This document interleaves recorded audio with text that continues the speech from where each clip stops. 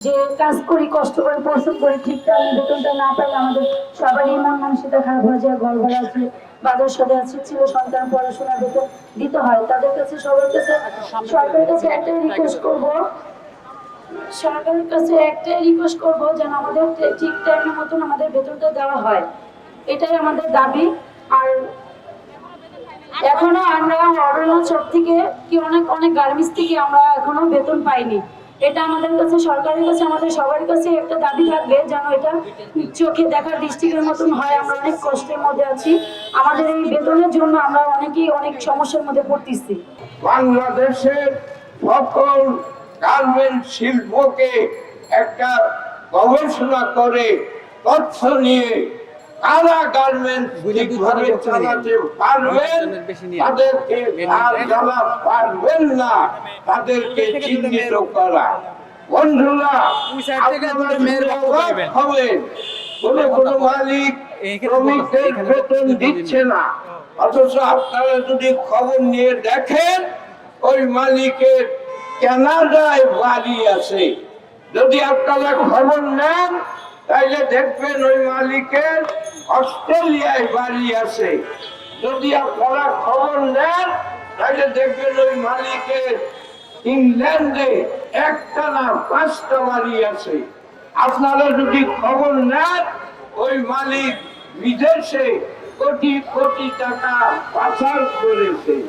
আপনারা যদি খবর নেন ওই মালিকের নামে বেনামে শত শত কোটি টাকা এবং সম্পদ বাংলাদেশে আছে, কিন্তু তারা নিজেরা শ্রমিকদের বেতন না দিয়ে আমাদের শ্রমিকদেরকে দুর্দশাগ্রস্ত করছে, আমাদের শিল্পের সুনাম নষ্ট করছে। বিশ্ব বাজারে আমাদের রপ্তানি কমে যাচ্ছে, বাংলাদেশকে তারা জিম্মি করতে চাচ্ছে। ওই মালিকদের চিহ্নিত করে ব্যবস্থা নেওয়ার জন্য দাবি আমাদের রাষ্ট্রের প্রধান দাবি। এই গার্মেন্টস মালিকেরা ওই স্বৈরাচার সরকারের পৃষ্ঠপোষক এবং স্বৈরাচারী সরকারের পৃষ্ঠপোষকতায় তারা দিনের পর দিন শ্রমিক হয়রানি করে এসেছিল। তাই যখন এই বৈষম্য বিরোধী এবং গণঅভ্যুত্থান শুরু হলো, এই সকল স্বৈরাচার সরকারের যে লেগুর ভিত্তিক মালিকেরা তারা শ্রমিকদেরকে বিভিন্ন কৌশলে হয়রানি নির্যাতন শুরু করলো আবারও। কারণ তারা জানে এখন নির্যাতন করলে শ্রমিকেরা প্রতিবাদ করবে, আর ওই প্রতিবাদটা হবে দেশের জন্য অশুভকর। তাই তারা জেনে বুঝে এই শ্রমিকদেরকে নির্যাতন শুরু করেছে।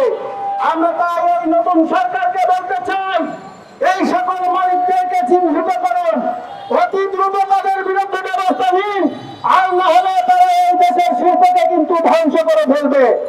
সম্মানিত উপস্থিতি, আপনারা জানেন পুলিশের মধ্যে পরিবর্তন এসেছে, সকল প্রশাসনের মধ্যে পরিবর্তন এসেছে, কিন্তু আমরা যদি বলতে চাই এই শিল্প পুলিশের মধ্যে কোনো পরিবর্তন আসে নাই।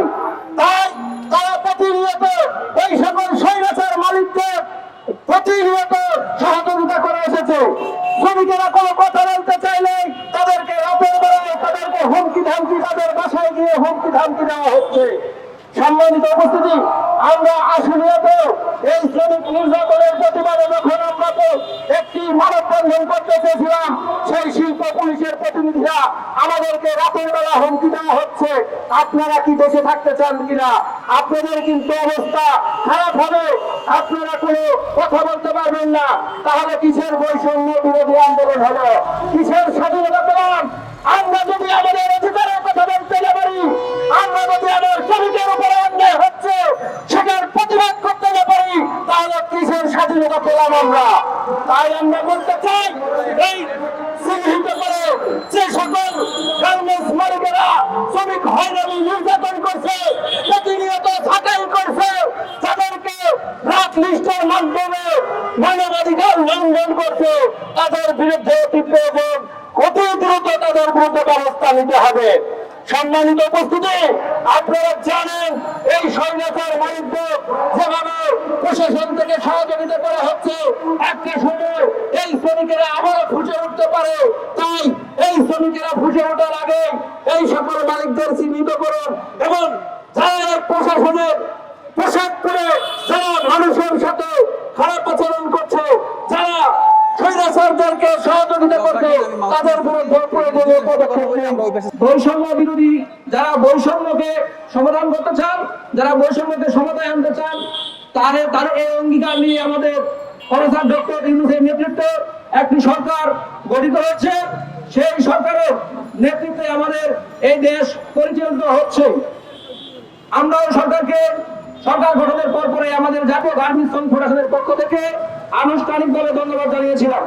কিন্তু আমরা অত্যন্ত দুঃখের সাথে লক্ষ্য করছি, বাংলাদেশে গার্মেন্টস মালিকরা ওই সরকার গঠনের পর থেকেই তারা যে সকল মালিকদের সমর্থ ছিল সঠিক সময়ে বেতন ভাতা পরিশোধ করার জন্য, অত্যন্ত পরিকল্পিতভাবে ওই সকল মালিকদের মাঝখান থেকে কিছু কিছু মালিক এই শিল্পে বিশৃঙ্খলা সৃষ্টি করে রাখার জন্য তারা বিভিন্ন সময় বিভিন্নভাবে বিভিন্ন গার্মেন্টস বন্ধ করে দিচ্ছে, বিভিন্নভাবে শ্রমিকদেরকে বেআইনি ছাঁটাই করছে, কিন্তু শ্রমিকদের পাওনা তা পরিশোধ করা হচ্ছে না। আমাদের উপদেষ্টা, সম্মানিত উপদেষ্টা, উনি শ্রমিকদেরকে নিয়ে মাঝে মাঝে কথা বলেন। আমি ওনাকে পরামর্শ দিব, উনি এই আন্দোলনের মধ্যে বৃহত্তর ভূমিকা রেখেছেন, কিন্তু শ্রমিক শ্রেণীর ব্যাপারে বা এই সেক্টরের ক্ষেত্রে কোনো সিদ্ধান্ত দিতে হলে বা কোনো কমিটি করতে হলে বা কোনো কথা বলতে হলে যেন একটু চিন্তা ভাবনা করে কথা বলেন। আমরা কিছুদিন আগে বারবার লক্ষ্য করছি ওনার কথাই শ্রমিকদের যে শ্রমিকরা আহত হচ্ছে। আমরা চাই না আমাদের যে আকাঙ্ক্ষার সরকার, আমরা যে সরকারের কাছ থেকে বৈষম্যকে দূর করে সমতা আনার চেষ্টা আমরা করতেছি। আমরা চাই এভাবে উনি কথা বলবেন এবং উদ্যোগ গ্রহণ করবেন। আমরা আমরা সমাধান করাতে সহযোগিতা করতে চাই। আমরা লক্ষ্য করছি বিজিএমই একদম দায়িত্ব নিচ্ছে না, একদম হাত পা ঢুকিয়ে তারা বসে আছে, মালিকদের ব্যাপারে কোনো দায়িত্ব নিচ্ছে না। তাই আমরা আজকের প্রোগ্রামের পক্ষ থেকে পরিষ্কার করতে চাই, যে সকল মালিকরা এই শিল্পে বিশৃঙ্খলা সৃষ্টি করে রাখতে চায় তাদেরকে চিহ্নিত করে অবিলম্বে গ্রেপ্তার করে, যেসব জায়গায় শ্রমিকদের 2 মাসের 3 মাসের বকেয়া বেতন বাকি রয়েছে তাদেরকে গ্রেপ্তার করে প্রয়োজনে তাদের যে সম্পদ রয়েছে তাদের সেই সম্পত্তি বিক্রি করে এই সকল শ্রমিকদেরকে বকেয়া পাওনার ব্যবস্থা করুন। আমরা একদিকে লক্ষ্য করছি আমাদের দেশের গার্মেন্টসের মালিকদের